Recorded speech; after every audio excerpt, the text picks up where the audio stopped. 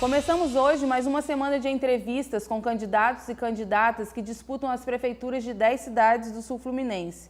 O projeto Eleições 2024 é uma realização do Grupo Pansardes de Comunicação, responsável pelos jornais A Voz da Cidade e Diário do Vale. O entrevistado desta segunda é o candidato à Prefeitura de Volta Redonda, Mauro Campos, do Novo. Mauro José Campos Pereira tem 64 anos, é natural de Minas Gerais, pai de 5 filhos e diretor-presidente do Grupo ACEPLAN. O engenheiro civil já foi presidente da Associação Comercial, do Sinduscom e foi o primeiro tesoureiro da Firjan. Além disso, já participou de entidades sociais, religiosas e foi membro de conselhos municipais de Volta Redonda. Mauro Campos tem como vice em sua chapa o advogado Leandro Souza. Vamos conhecer as regras da entrevista. A entrevista será no modelo debate temático, com 7 perguntas específicas e iguais para todos os candidatos. A duração máxima do programa será de 30 minutos e o candidato terá 3 minutos para responder cada pergunta. O tempo será cronometrado com base no regulamento enviado previamente aos candidatos. Não serão aceitos ataques pessoais aos adversários.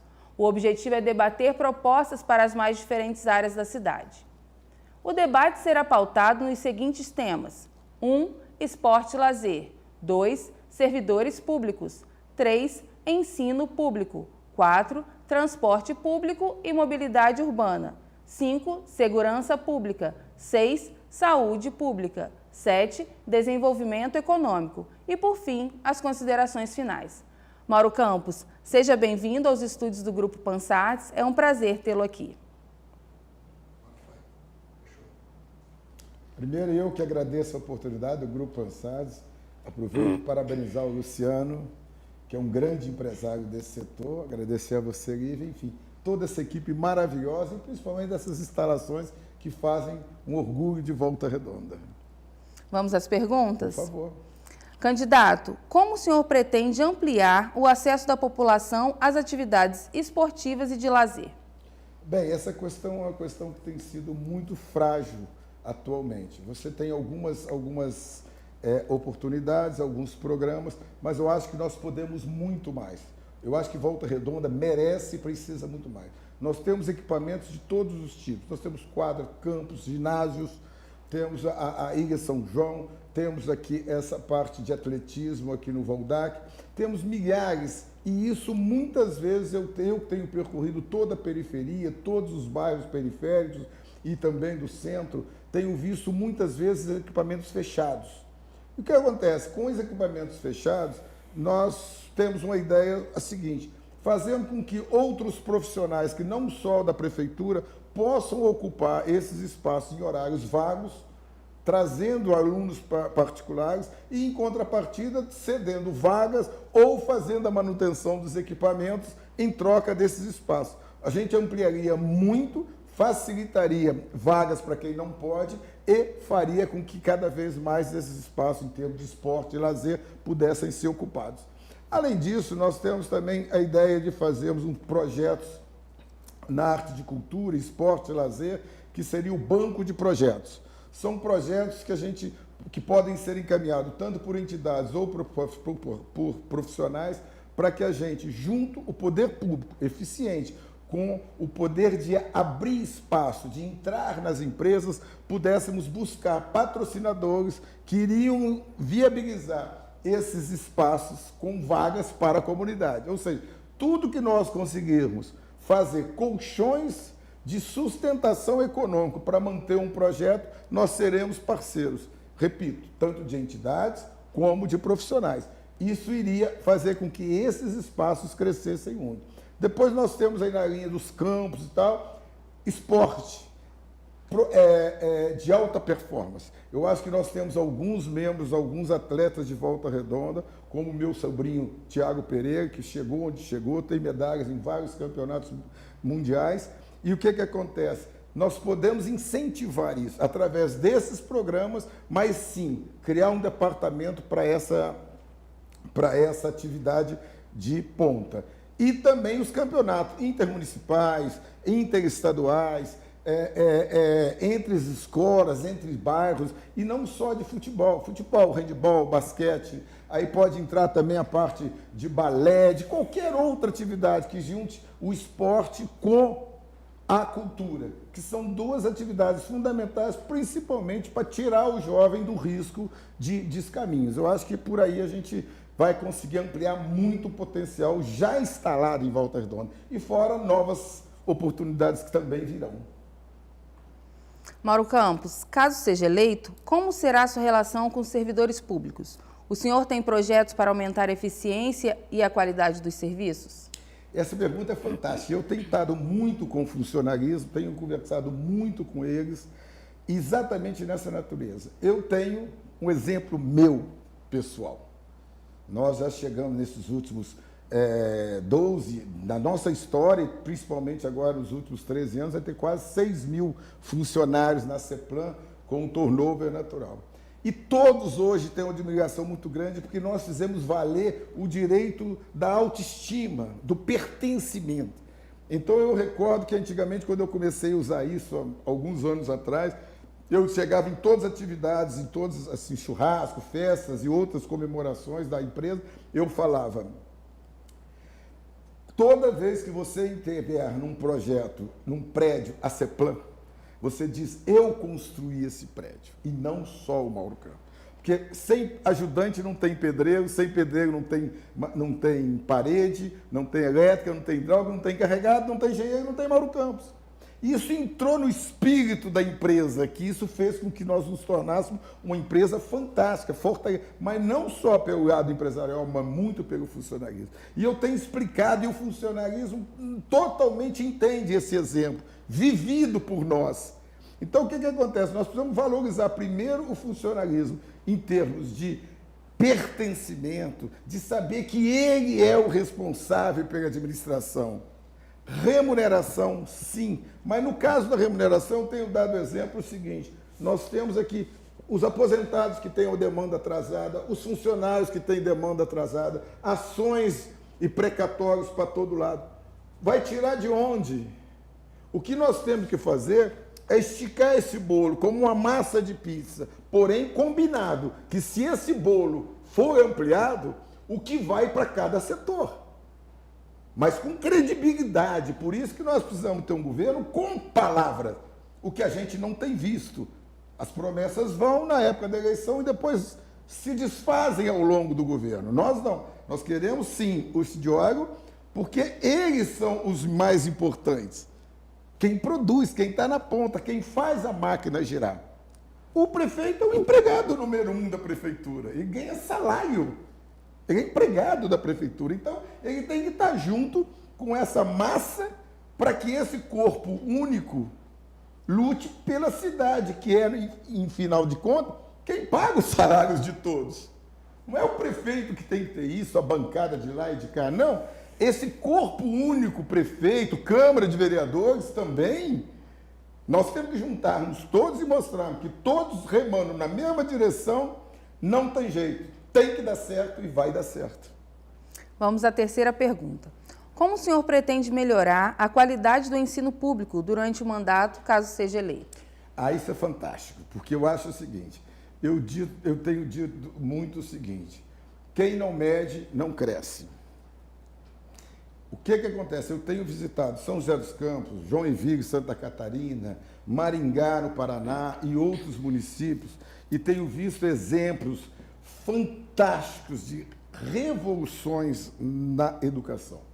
Isso vai partir primeiro pela conscientização e, da mesma forma como os outros funcionários, com um chamado para que essa turma, junto conosco, transforme a educação. Mas eu tenho só uma diferença em tudo que foi feito. Eu não me preocupo com a educação. Eu me preocupo com o aprendizado. Essa é a grande diferença. As pessoas só pensam na educação. A educação é o meio. Se nós não mudarmos o aprendizado, o que me interessa é como o aluno vai sair no final do ano. Se ele aprendeu. Isso é que nós temos que medir. junto com esse corpo, que é um bom corpo, que somos uma excelente estrutura de educação, o que não tem é um direcionamento inteligente. Eu fui a São José dos Campos, por exemplo, lá eles entregam óculos para cegos lerem. É um aparelhinho que... Eles têm uma bengala que o garoto bota no GPS e vai para a escola sozinho. Eles dão para os alunos.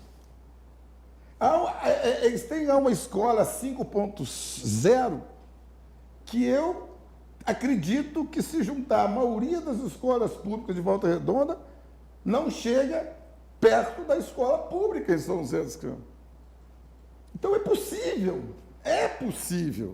É só ter vontade política e vontade de ter o resultado baseado no aprendizado. Agora, para isso, temos que ter a política do bônus, temos que ter a política da requalificação, temos que ter a política do pertencimento, da comemoração, um instituto que premia os melhores professores, as melhores turmas, os melhores colégios. É fundamental que você incentive o agente na ponta, que é quem está executando. Você não pode ter lá um secretário que não tem essa cultura, não tem essa vontade, não está dentro dele o aprendizado. Importa para nós o que o aluno da prefeitura de Volta Redonda, a partir do ano que vem, vai sair ano após ano com o seu aprendizado pronto. Em relação ao transporte público e mobilidade urbana, quais são as suas estratégias do seu plano de governo? Primeiramente, eu acho que o nosso grande projeto é a linha verde. É uma linha de ônibus que vai circular em torno da CSN. E aí, fazendo uma pausa na explicação, Volta Redonda, ela é bem cilíndrica em torno da usina, lógico, até porque cresceu, e com 11 estações, ou seja, vai passar na Vila, Aterrado, Retiro, Beira Rio, Ponte Alta, Conforto e Girar esse ônibus. São ônibus gratuitos, confortáveis, em que a pessoa vai, ao exemplo do Tarifa Zero, vai poder utilizar gratuitamente. E saindo desses ônibus, 11 estações que vão ligar esses aos bairros. Ou seja, você parar, vai ter uma estação na entrada do complexo Vila Brasília. Aí ele vai pegar outro ônibus que já está incluído para ir para... Ou seja, o trajeto dele vai ser curtinho. E assim vão ter vários... Você não vai ter mais 10, 20 ônibus, um atrás do outro, na Vila, ou na Ponte Alta, ou no Retiro. Você vai começar a ter trajetos. Isso vai fazer com que aquele ônibus, ele vai muito mais vezes ao bairro, porque é um trajeto curto. Ele vai ter provavelmente o mesmo motorista, não que a gente vai interferir na iniciativa privada. E outra coisa, ele vai permitir, sem questões judiciais, que nós possamos mudar as linhas da cidade. Você tem um sistema viário de transporte público há 40, 50 anos, o mesmo sem funcionar. Só piora. Principalmente depois que deixaram a Sul-Fluminense quebrar. E não fizeram licitação para novas empresas, diminuiu de 200 e tantos ônibus para 100 e poucos ônibus, os mesmos. Então, quer dizer, essa mudança do sistema já vai para... Outro é o programa de apoio a motoboy, mototáxi e motorista de aplicativo e táxi, com pontos de apoio que nós chamamos de VR Express, que é com água, um lugar para carregar, para descansar, para esperar a nova chamada. Isso vai dar também um dinamismo. Óbvio que isso vai estar atrelado numa educação e num apoio à questão dos equipamentos desse público-alvo, que desafoga. Se você tem isso bem organizado, você tira o carro da rua. E com isso você já diminui e reduz o consumo de combustível, de poluição e tudo mais. Então, e ciclovias nas partes planas, porque não adianta eu falar de ciclovia no alto do morro, que ninguém vai carregar a bicicleta. Dentro do possível que o ônibus, como tem na Europa, tem nos Estados Unidos, possa ter no futuro algum suporte que leve a bicicleta, mas isso tem que ser com o tempo. O que precisa ter é uma mente evoluída. Outra coisa fantástica seria os sinais inteligentes, que ele mede pelo fluxo de veículo que está na via, ele abre mais ou abre menos o tempo de um lado ou de outro e faça toda a circulação. Isso vai desafogar terrivelmente o trânsito. E outras coisas fantásticas que nós já sabemos, temos, mas o tempo é escasso. Vai dar certo. Vamos à quinta pergunta. Candidato, como o senhor planeja trabalhar a área de segurança pública, né? Mesmo não sendo uma obrigação direta da prefeitura? Eu acho que a questão da segurança, ela tem que ser uma questão muito próxima, muito interligada. E aí eu vou citar o sistema CSI, ou CSI, que eu vi em São José dos Campos funcionando. Lá eles têm a Polícia Federal, Rodoviária, PM, Militar, Civil e a Guarda Municipal, num espaço fantástico. É uma parede gigantesca de tela, cada um no seu setor. Mais importante, ninguém manda em ninguém. Porque quando você põe, igual aqui em Volta Redonda, que põe Secretaria de Ordem Pública e acha que manda em tudo, e acaba não mandando em nada. Então, o que acontece? Isso não pode. Você tem que ter a harmonia entre as coisas, porque senão um encosta. O fulano está cuidando lá, então eu vou cruzar meus braços aqui. Não é o caso de A ou B, não estou citando. Mas isso é da relação humana. Então, isso é uma coisa que temos que mudar. Eu acho que cada um tem que ter sua função. A Guarda Municipal tem que cuidar dos próprios municipais, das escolas e de outras funções auxiliares, apoiando com inteligência, com alguma coisa. Voltando ao CSI, o que acontece? Lá eles têm, por exemplo, reconhecimento facial. Eles podem descobrir um suspeito, um bandido dentro do ônibus, dentro do carro. Eu testei isso com um carro. Qual a chapa do seu carro? Na hora eu não tinha, mas que carro você quer? Verde, amarelo, aí todos os carros verdes. Com pessoas vestidas vermelho. Isso é inteligência. Não adianta você ter câmera para depois que roubar. Fulano. Aqui ainda tem até o celular. Se pegar o celular de todo mundo, deve ser para usar em campanha, mas eu não posso afirmar, mas deve ser. Aí liga, roubaram o seu carro. Não, eu sei. Não, porque agora nós descobrimos que roubaram o seu carro, que eu vi a polícia. Eu vi passar o carro seu indo para o lado do Amparo. Mas passou ontem à noite. Você tem que ter uma segurança preventiva. O bandido, o ladrão, tem que saber que ele não pode ir, porque se ele for, ele vai ser pego. Não, depois que ele foi, ele vai ser procurado. Que é o policiamento que nós temos aqui hoje, baseado na Secretaria de Serviço Público, fica trocando lâmpada. Não existe isso. Você tem que ter inteligência. Eu aprendi uma coisa, segurança pública se faz com a sensação de segurança. Quando você traz para a comunidade a sensação de segurança, o bandido não vai. E você vai. Porque nós não podemos botar um guarda do lado de cada cidadão. Essa seria a segurança.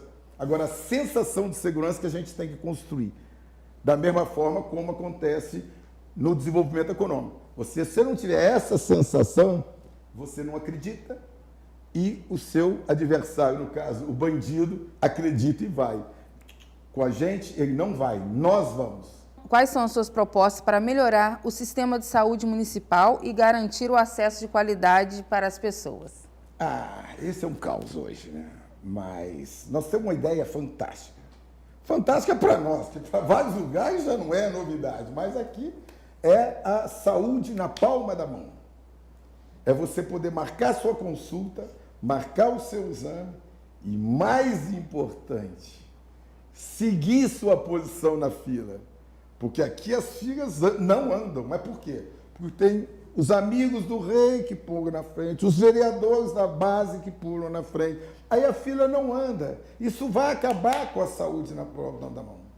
E outra coisa, que outros dias fiz um jantar com vários médicos da cidade e foi debatida uma ideia nossa. Nós vamos ter um sistema onde nós vamos, no final, como na educação, vou fazer um parênteses sem ser prolixo, como na educação, nós queremos saber da cura e não do tamanho da fila como hoje. O que nos interessa, o que vai nos interessar é o resultado, cura.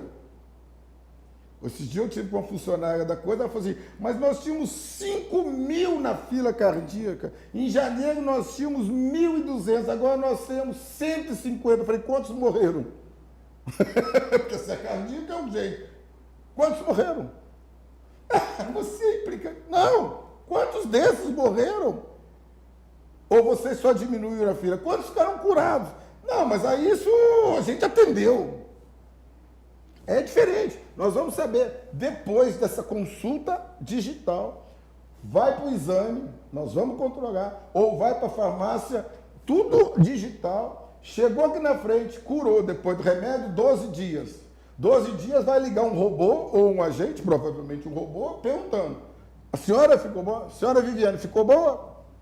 Ah, fiquei. O médico te atendeu bem? O médico te atendeu no horário? Ele estava no posto?